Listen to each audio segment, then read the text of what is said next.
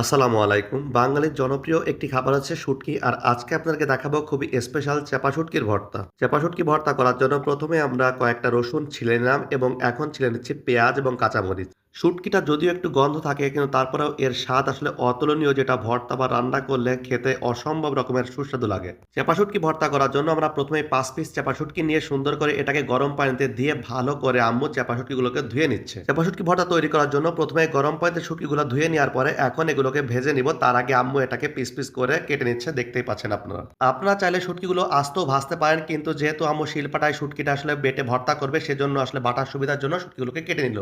শুটকিগুলো কাটা হয়ে গেলে আবার এটাকে ঠান্ডা পানিতে ভালো করে ধুয়ে এখন শুকনো খোলায় ভেজে নিচ্ছে। দেখতেই পাচ্ছেন না, এখন আম্মু এখানে কোনো প্রকার তেল স্ক্রুনি, একদম খালি কড়াইতে শুটকিগুলোকে ভাজা হচ্ছে। শুকনো খোলায় শুটকিগুলোকে অনবরত ভাজতে ভাজতে শুটকির গায়ে যে পানিগুলো ছিল সেগুলো শুষিয়ে যাওয়ার পরে এর ভিতরে আম্মু একেবারে খাঁটি সরিষার তেলটা দিয়ে দিল। তেল দেওয়ার পরে তেলটা গরম হয়ে গেলে শুটকিগুলোকে মোটামুটি হালকা করে ভাজা হয়ে গেলে এর ভিতরে একে একে কাটা পেঁয়াজ, রসুন এবং মরিচগুলো দিয়ে এরপরে আস্তে আস্তে সুন্দর করে ভাজতে হবে।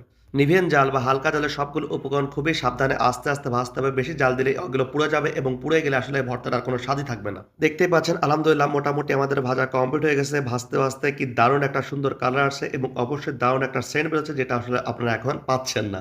এখন সবগুলো উপকরণ শিলপাটায় ভালো করে বাটলেই তৈরি হয়ে যাবে আমাদের মজাদার চাপা শুটকির ভর্তা। আপনারা চাইলে এটাকে ব্লেন্ডারেও ব্লেন্ড করতে পারেন, কিন্তু আম্মু সবসময় ভর্তাগুলো শিলপাটায় বেটেই ভর্তা করে।